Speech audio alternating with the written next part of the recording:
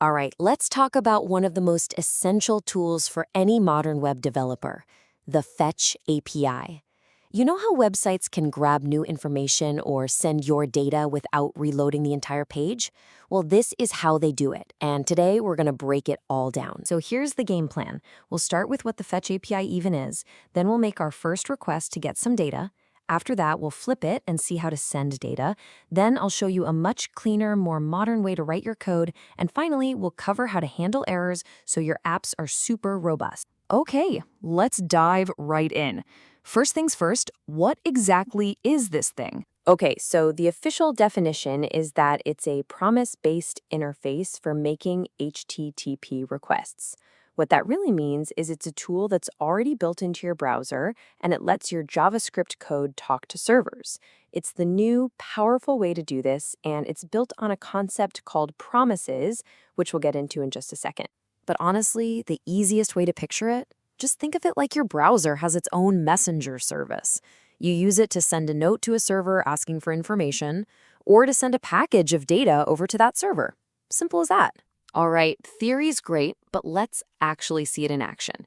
Let's write some code and ask a server for data. So fetch is what we call asynchronous. That's a fancy word that just means it won't freeze your entire web page while it's waiting for the server. It does this with a promise, which is kind of like an IOU. Your code says, hey, go get this data, and the browser promises to come back with it later.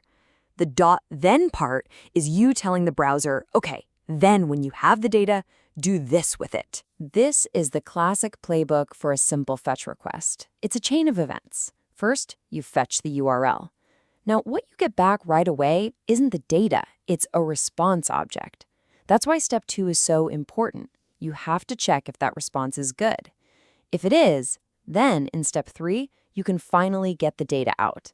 And that last .catch at the end, that's our safety net if the whole network connection fails. Seriously, if you remember one thing from this section, let it be this. This is the #1 mistake people make. You have to check if the request was actually successful before you try to use the data.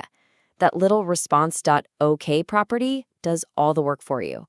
It's just a true or false check. True if it worked, false if something went wrong. Awesome. So asking for data is down, but what about the other way around? What if you need to send data to a server, like when you fill out a contact form or add a new item to a database? Well, that's where the post request comes in. Before we even look at the code, let's make sure this is crystal clear. A GET request is like going to a library and asking for a book. A post request is like going to that same library and handing them a brand new manuscript to add to their collection. One's for getting, the other's for giving. When you send data, you have to provide a little more info. You need to give the server 3 main things. First, you tell it the method is post. Second, you add headers, which are like the label on a package. In this case, telling the server what kind of content is inside. And finally, you have the body, which is the actual data you're sending. Now, how you package that data for the body really depends on what you're sending. For most everyday data, like text from a form, you'll use JSON stringify to turn your code into a simple string the server can read. But if you're doing something like uploading a file, you'll want to use form data. It's built for that, and it even takes care of setting the right headers for you. So that chain of .thens we looked at, it works perfectly fine. But, it can get a little nested and hard to read once you start doing more complex things. Thankfully, modern JavaScript has given us a much, much clearer way to write this stuff. So you remember that whole then catch structure? It can feel a little bit like a waterfall of code. The new way, using async/await, just cleans it all up.